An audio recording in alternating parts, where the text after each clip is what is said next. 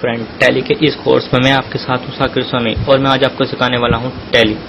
हमने पिछली वीडियो में सीखा कंपनी क्रिएट करना, अकाउंट्स क्रिएट करना, इन्वेंट्री क्रिएट करना और वाउचर एंट्री करना और टैक्स ऐड करना। आज हम सीखेंगे डेबिट नोट्स और क्रेडिट नोट्स।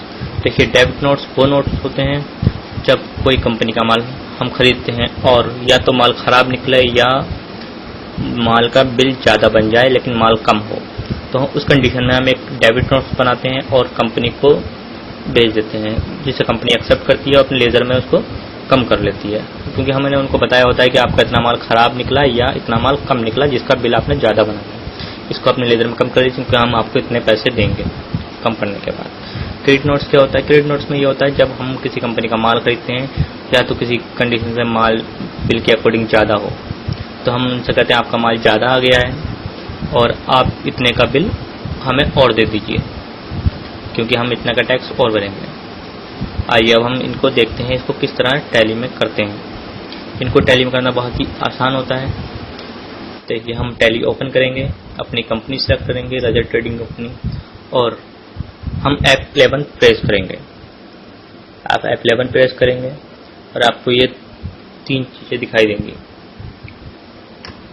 ये देखिए, आपको ये तीन चीज़ें दिखाई देंगी, अकाउंटिंग फीचर, इन्वेंट्री फीचर, और इसमें हम अकाउंटिंग फीचर में जाएंगे।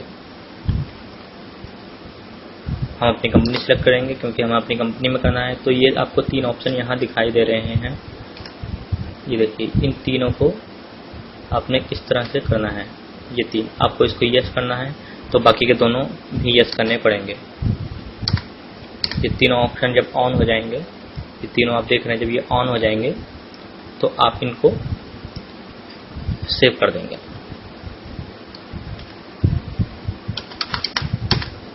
अब सेव हो गया, हम अपनी कंपनी में वापस आ जाएंगे और हम वैसे ही अकाउंटिंग वाउचर में जाएंगे। देखिए, हम अभी तक परचेज करते थे तो हमारा परचेज का ऑप्शन है ये।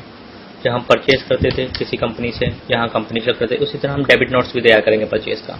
देखिए, डेबिट नोट्स तैयार करने के लिए हमें जैसे उस तरह करते हैं, हम कंपनी को यहाँ सेलेक्ट करेंगे। ये हमारी कंपनी होगी लाउपाला आरजी लिमिटेड, ठीक है।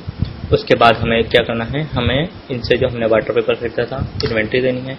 हमारा जो वाटर पेपर ख़राब हुआ है या कम निकला है वो है 820 kg। इसका रेट है इतना रुपए का। और ये देखिए, इस पर इन्होंने हमें डेट लगाया था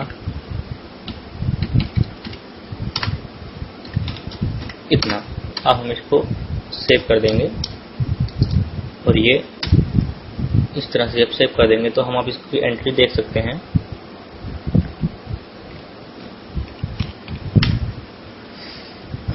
हम इसको डिस्प्ले करके देख सकते हैं।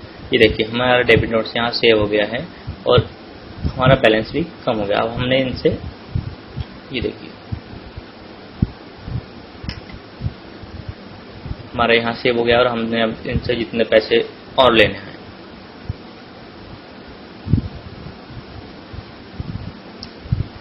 अब डेबिट नोट्स आपको समझ में आ गया होगा। डेबिट नोट्स को करने के लिए क्या करना है, डेबिट नोट्स अब ये भी अपने लिमिट चढ़ाएंगे तो दोनों का बैलेंस सेम हो जाएगा। अभी आपने इनको जितने पैसे लेने थे इनसे, अब उनसे ज़्यादा लेने हैं। अब इनकी तरफ जो डेबिट हो गया है ज़्यादा हो गया है क्योंकि हमने इनको एक डेबिट नोट्स भी दे दिया है।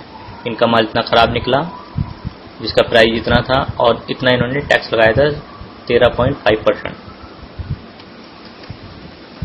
आइए अब चलते हैं क्रेडिट नोट्स। क्रेडिट नोट्स भी सेम ही होता है।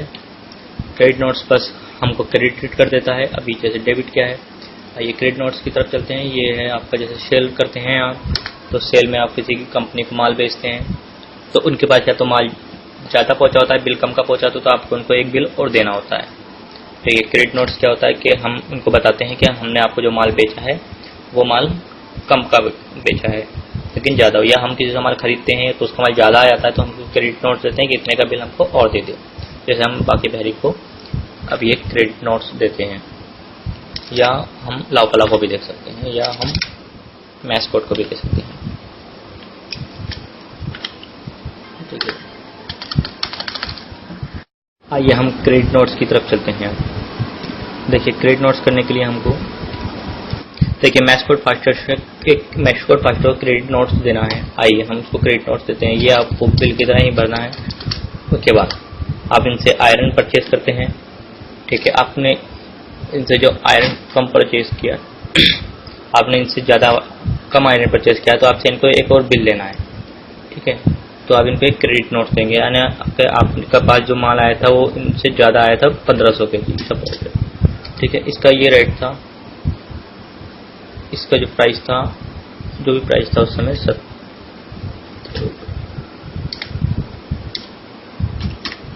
ये आपके प्राइस से आपके पास ये आया था, और इसमें आप इन्होंने जो बेट लगाया था वो हम इसमें डाल देंगे 5%। ठीक है, तो इतने का एक क्रेडिट नोट्स बनना है 27 या 555 का। ये आप इनसे इतने का बिल और लेना है।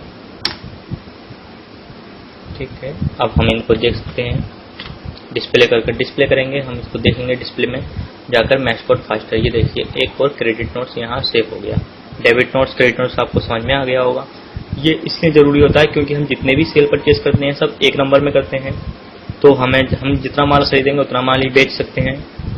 तो अगर हमारे पास ज़्यादा माल हो जाएगा तो सेल टैक्स वाले हमसे पूछ सकते हैं कि इतना माल आपने कम खरीदा है, आपका बिल इतने का है, आपने इतना बेच कैसे दिया, तो बाकी माल कहाँ गया, जब बाकी माल ज़्यादा कैसे हो गया। तो इसलिए ये बहुत ज़रूरी होता है बिजनेस के लिए। बाकी अगर आप इसका, जो लोग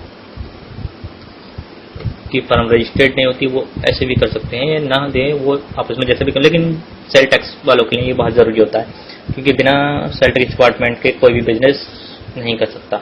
जो आप सेल करेंगे, परचेज करेंगे, वो सेल टैक्स डिपार्टमेंट को दिखानी होती है ऑनलाइन। आइए, और उनके पास सारी हमारी सेल और परचेज का रिटर्न होता है क्योंकि जिसका जितना हम बिल रिसीव करते हैं, जिसको हम जितना बेचते हैं, सारे के सारे बिल उनके पास होते हैं हमारे ऑलरेडी, क्योंकि हमको हर 3 महीने में रीडिंग देनी होती है।